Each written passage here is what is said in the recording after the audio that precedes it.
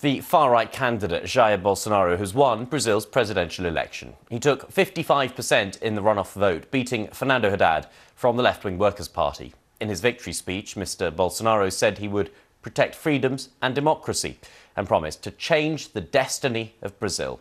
Here's our South America correspondent, Katie Watson. There was no holding back their excitement. The legend, as Mr. Bolsonaro's supporters call him, will be Brazil's next president. Bolsonaro! Bolsonaro! Bolsonaro! Stop with the robbing, they chant, a dig at the Workers' Party. Vitória! Vitória! More than just a victory for Jair Bolsonaro, these elections have been a referendum on the left and its poster boy, former President Lula da Silva. Mr. Bolsonaro and his supporters blame them for all the ills Brazil is suffering: growing violence, economic struggles and political graft. That hatred has propelled Bolsonaro right to the very top.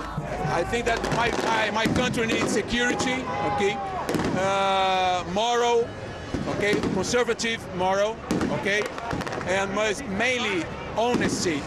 The fight against corruption, because the corruption in Brazil was very, very, very great.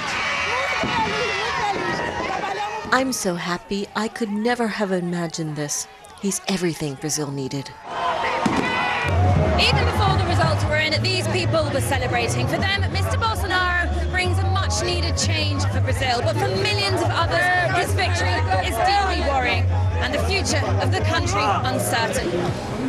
These elections have been angry and tense throughout. As people cast their vote on Sunday, the divisions were laid bare. Many felt uncomfortable talking publicly about their political allegiances. After the results were announced, Jair Bolsonaro spoke on Facebook, vowing to change the country. We couldn't keep on flirting with communism and left-wing extremism. We all knew where Brazil was heading. What I want the most is following God's teachings and, alongside the Constitution, to be inspired by great world leaders. We have everything to be a great nation. His defeated rival responded.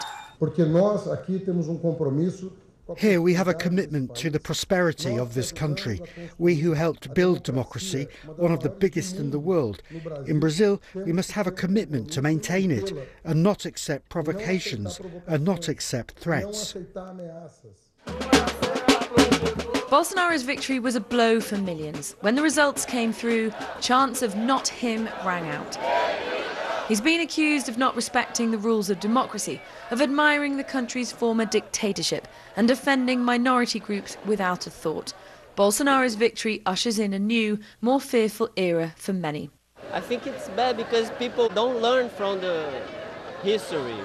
We already had a dictatorship and people keep denying what happened. I fear for other people that I can see, poor people, black people, gay people, he says a lot of things that can make people scared.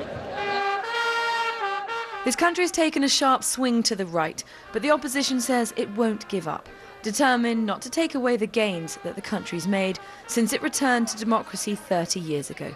Katie Watson, BBC News in Rio de Janeiro.